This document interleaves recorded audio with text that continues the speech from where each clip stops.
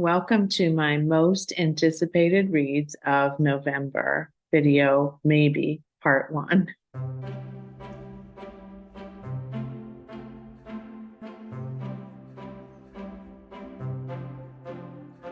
Hi, I'm Lori. Welcome back to my channel, Books, Ink, and Paper. And I want to talk to you today about some most anticipated reads in November. But I want to start us off with a caveat, and that is I started researching November anticipated reads before I got sick, and I was just going along swimmingly. And then I got sick and did nothing for essentially day after day after day.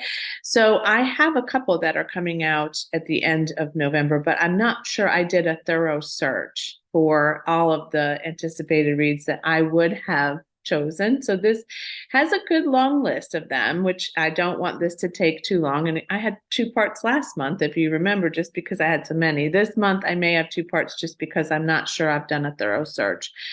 I'm also not sure I'm going to go back to a thorough search. So all of this might be ridiculous in the future time. But for today, I'm going to start you off with, let's see, 1, 2, 3, 4, 5, 12 anticipated reads that I am looking forward to or that I'm curious about. So let's get started. The first 5 of these come out on November 7th, and the first one on my list is, in no particular order, really, is The Manor House by Jilly McMillan.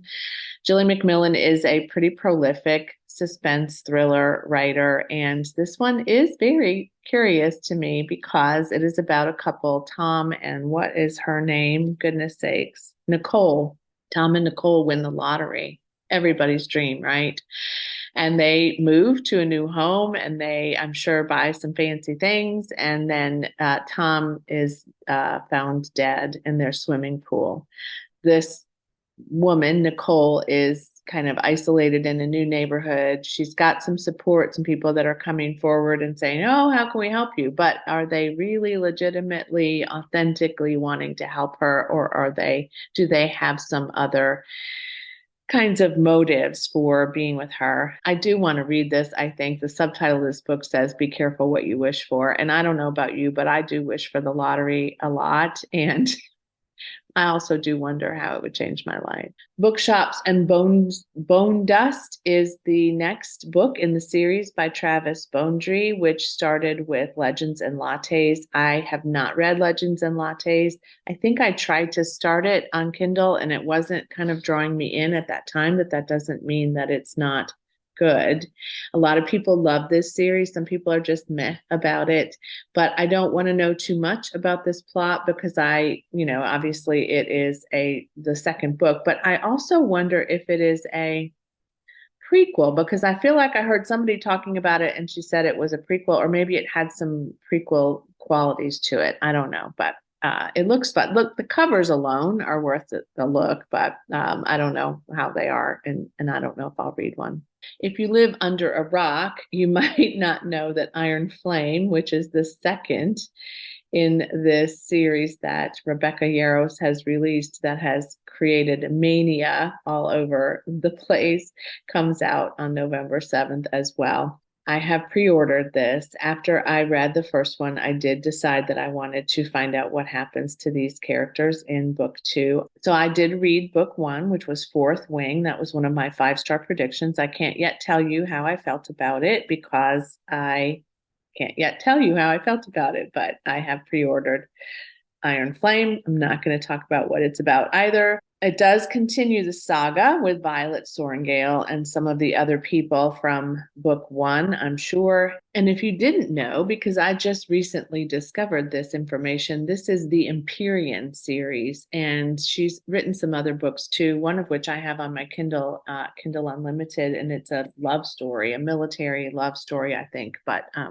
so I might read that too. All right. Nonfiction for this November 7th release date. There are 2 that I have my eyes on.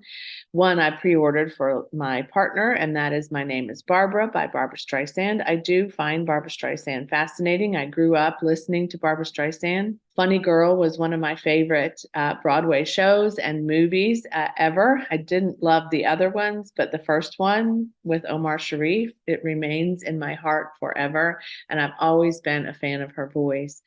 I do I am curious about it. I think it's pretty thick though, so would rather read it or listen to it. I think she probably narrates that as well, so I think that would be fun. But my partner prefers the physical copy of these kinds of books. I'm sure we're going to find out a lot of stuff we didn't know about Barbara Streisand, which is always fun. And then Henry Winkler's autobiography is just coming out today as I'm filming this. So it's an October release. And I don't think I talked about that in my October anticipated reads, but I'm also anticipating that greatly because I'm a big fan of Henry Winkler. So there's lots of good memoirs that are coming out right about now. Another one that I'm really excited about is called A City on Mars. Can we settle space? Should we settle space? And have we really thought this through? I love that subtitle. And it's by Kelly and Zach Weinersmith or Wienersmith, I'm not sure.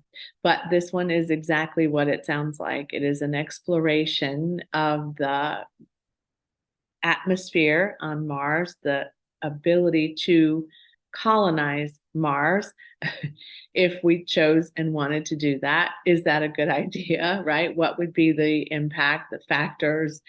Like, I can't fathom this, and I can fathom this. Does that make sense?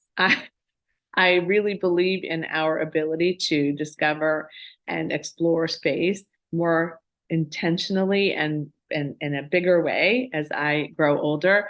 I just don't know if it's a good idea. I don't know. What do you think?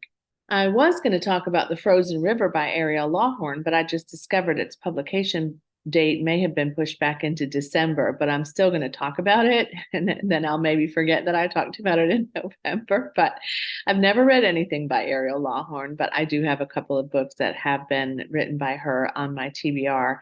This one may be the one that interests and intrigues me the most. It is about a midwife who has discovered that there has been a murder, and it's related to a frozen river, that they found a man that was entombed under the ice. And Martha Ballard, the midwife, is examining the body because she's, this is in the 1700s in Maine, and she's, qualified to do that as a midwife. And she then is also noticing some similarities and some things that are suspicious to her.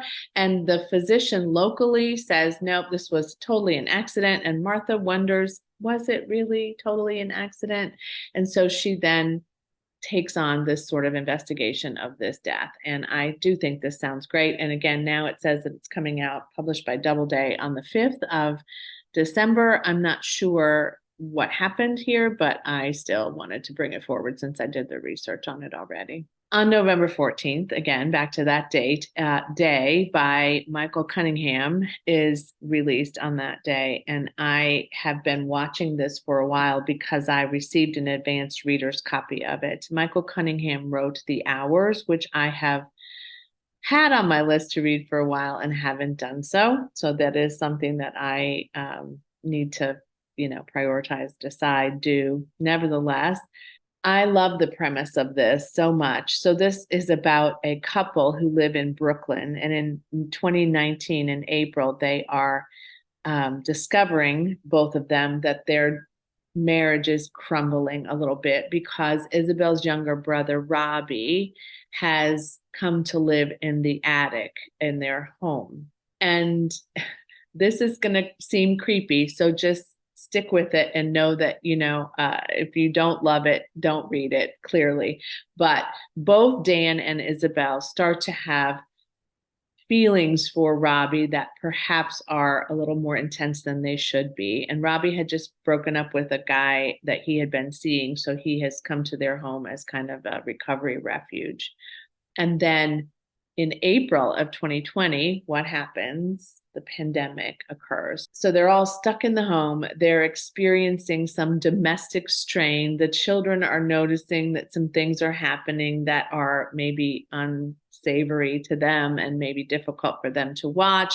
Their parents are not in the same place that they were before. And then the book continues to follow them as they emerge out of this cocoon that was created by the pandemic and try to get sort of clear and connected and right with what's happening for them and what's next.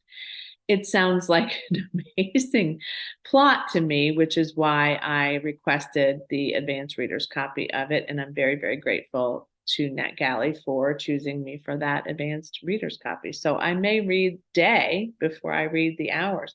Michael Cunningham hasn't written anything for a while, so this should be welcomed pretty generously by the reading community. And he was a Pulitzer Prize winning author for The Hour. So I have been told it's a brilliant piece of work, and we'll see how Day stands up to that.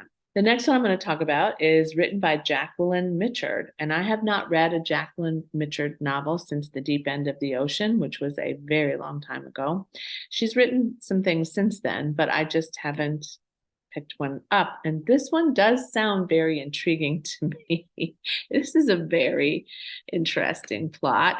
Jacqueline Mitchard, like Michael Cunningham, does books about people. It's very literary fiction-esque, and it's very they both kind of have come up with these unique situations in their plotting and development. So this one is about a woman named Frankie who returns back to Cape Cod to her family home with her new husband, and she's also announcing that she's pregnant, only to discover that her father, who is in his 60s, is in love with her best friend from childhood, whose name was Ariel, and Ariel is also pregnant and due very soon. Add to this mix of craziness, his ex-wife returns, and she's coming in saying she's a changed woman and that she wants to make amends. She also has had some interesting behavior in the past, and perhaps she's really not that changed at all. So this is family drama and domestic kind of emotional upheaval maybe at its finest. So she really speaks about the aspects of loyalty and deception and the intensity of friendship and the feelings that people have when they are confronted with past and present circumstances that are a little bit difficult to cope with. I really hope this is good because it's a great plot, I think, and I wouldn't mind reading this again. So that is a very inconvenient scandal. The War Begins in Paris by Theodore Wheeler also comes out on November the 14th. This is a World War II historical fiction novel. It does sound like it would be great to read during Historathon in November, but we'll see what happens.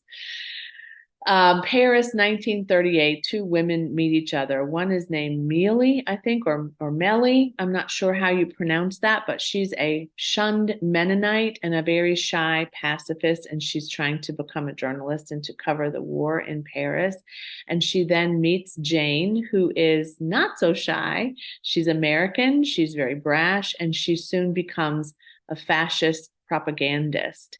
And so this relationship that occurs between the two of them deepens, but also Mealy really starts to have a lot of visions and things that are leading her to believe that she should kill Jane for, I guess, reasons that are occurring to her because she is a fascist. And so this is kind of an incredible plot to me.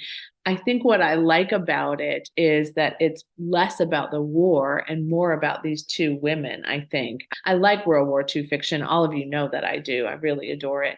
But also, I think that this examines a different feature of the war and the humanity of it, in the sense that propaganda was a big issue within that experience all over the world. And then the next sort of, I think, piece of it that I like is it takes this microcosm of a relationship and it explores that rather than I'm sure the impact of the propaganda, but it explores that and the impact of that on the reporting that's happening rather than the actual events of the war itself. Does that make sense? I'm not sure I'm making sense these days since I've had this kind of, head full of weirdness, but I just think that this sounds kind of unique and I am more excited about it than I thought I would be. I'm going to butcher this woman's name, but I don't want to. So the last one I picked for November 14th is Cacophony of Bone, The Circle of a Year by Carrie Docherty. Is that right? Yes, Carrie Doherty. I think that's right. Okay. Another pandemic book. All right. So I have shied away from books about the pandemic, but this one also seems to be just an amazing, it's being called a luminous day book about an unexpected year and about finding home. uh, Literary Irish fiction. So this couple in 2019, after the winter solstice, they moved to a remote cabin in or cottage in the heart of Ireland. I don't know if they're American or Irish. And after that, of course, the pandemic arrives. And I would say that in Ireland and other countries other than the US, the restrictions during the pandemic were much different than I think some of us experienced. And I mean, we experienced different restrictions within the United States based on where you lived, right? Where I lived, the restrictions were very limited. And in other places, in other states where friends and clients of mine live, their restrictions were much greater. Nevertheless, they are, secluded, isolated, and then she discovers that she is pregnant and that they're going to have a child that they have wanted, but also very, very unexpected. So I'm going to read this piece to you because I just think that it describes what your experience could be reading this better than I could possibly describe it. Intensely lyrical, fragmentary in subject and form, Cacophony of Bone is an ode to a year, a place, and a love that transformed a life. When the pandemic came, time seemed to shapeshift, but in Carrie's elegant prose, we can trace its quickening, its slowing. She maps the circle of a year from one place to the other, field notes of a life from one winter to the next, telling of a changed life in a changed world, as well as all that stays the same. All that keeps on living and breathing, nesting and dying. This is a book for a reader who wants to slow down, guided by a voice that is utterly singular, rich, and strange. A book about home, the deepening of family, the connections that sustain us. That description is actually what led me to bring this forward to you today, because it felt like, for me anyway, something that would reach deep inside of me and connect me to this book forever. If I'm not right, I probably will be disappointed, but I'm going to read this one for sure. And the last two I'm going to talk about today are by authors that I have read, and these are in their series of work. So I will not be telling you a whole lot about them except for the release date, because I don't want to know a whole lot about them in case there's a spoiler that I don't necessarily want to read. So the first one is Unnatural Death by Patricia Cornwell. I have read a lot of Patricia Cornwell in my life, but I haven't read all of them, and I got behind. I started this Kay Scarpetta series a long time ago, and then I gave up on it a bit, and then I now am thinking of recollecting those and rereading so that I could maybe eventually get to the end of it. But that's not a certain goal for me. I'm still wavering around that. It just feels big and maybe unnecessary. But if you followed me for a while, that I love a book about serial killers, and Kay Scarpetta is a forensic psychologist who investigates serial killings and really tries to discover then who is responsible for these crimes. And so Unnatural Death is the next in her series that comes out November 28th. And The Mystery Guest by Nina Prose is the second book, the sequel to The Maid. Everyone who loved The Maid is anticipating this one. Those who did not are not necessarily really excited about Nina Prose. I mean, I think you either are or you aren't, and I think that that's okay. What I will tell you about this is it can be a standalone. So if you haven't read The Maid, you could step right into The Mystery Guest. I do think, though, that it's nice to know Molly's backstory, but it's really a personal choice. Molly is a maid who works at a hotel, and she discovers that a renowned mystery writer falls dead on the floor of the tea room at the hotel. And Molly is kind of working with Detective Stark to uncover what actually happened, and potentially will try to figure out who may have killed this detective or this author. So it sounds good to me. And I really did enjoy The Maid a lot. So I'm one of those people who gave it 5 stars, I think. So we'll see if this one stands up. But again, that's the mystery guest. So that's it for me today, at least. And we'll see if some other things pop up that I am excited about. I'll let you know. But please share what you're most excited about, because honestly, that might be really just enough for me to see what you're looking at, and perhaps some of the reads that you're anticipating, I will be anticipating too. I've discovered that we have a lot of similar tastes. I think that's why people subscribe to YouTubers, because they feel like there's a connection some way in their taste or in the way that they read, or I don't know, who knows. We're connected in lots of ways, but I appreciate being connected with all of you. And I thank you for all your comments and suggestions and telling me when you read something and liked it and when you maybe did not. And as always, happy reading. Bye.